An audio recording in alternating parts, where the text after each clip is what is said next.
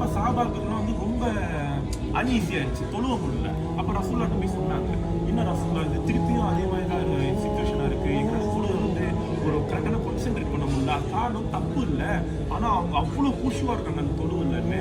அதுதான் ரசூல்லா ஸல்லல்லாஹு அலைஹி வஸல்லம் சொன்னாங்க. அதுதான் அபூபக்கர் சித்திக் ரலியல்லாஹு அன்ஹு. தொழுகையில் வந்துக்கிட்டு அவங்க எனக்குமே அவங்களோட மனசு வந்து ரொம்ப ஈரமாக இருக்குமா. இது இந்த ஹதீஸை படிக்கும் போது எனக்கே வந்துக்கிட்டு நம்மளாம் வந்து யாருக்கிட்ட ஒரு வார்த்தை பேசினா கூட நம்ம ஒரு அமைதியாக பேசணும், அன்பாக பேசணும், பண்போடு பேசணும், அழகாக பேசணும். அல்லாஹ் குர்ஆன்ல சொல்லலாம், ஸ்பீக் நைஸ்லி வித் பீப்புள்னு. ஸோ அந்த மாதிரி வந்துக்கிட்டு நிறையா நம்ம நல்ல நல்ல குணங்கள்லாம் சஹாபாக்களை பார்த்துக்கிட்டு the best role model for us in the world. நம்ம யாருமே இந்த உலகத்தில் ரோல் மாடல் எடுக்கணும் அவசியம் இல்லை. ரசூலுல்லாஹி ஸல்லல்லாஹு அலைஹி வஸல்லம் அப்புறம் சஹாபாக்களே போதும். அபூபக்கர் சித்திக் ரலியல்லாஹு அன்ஹு வந்துட்டு அல்லாஹ் தஆலா சொர்க்கத்தில் கொடுத்த பெருசு எப்படின்னா, ஜிப்ரீல் அலைஹிஸ்ஸலாம் ஓடி ஓடி மயக்க போட்டு விழுந்துருவாங்க அவங்க சொர்க்கத்தில். அந்த அளவுக்கு பெருசாக இருக்கும். ஏன்னா இந்த உலகம் வாழ்க்கை அவங்க வாழ்ந்த அமல் அந்த மாதிரி. இந்த ஒரு சின்ன ஹதீஸ்லேயே நம்மளுக்கு அது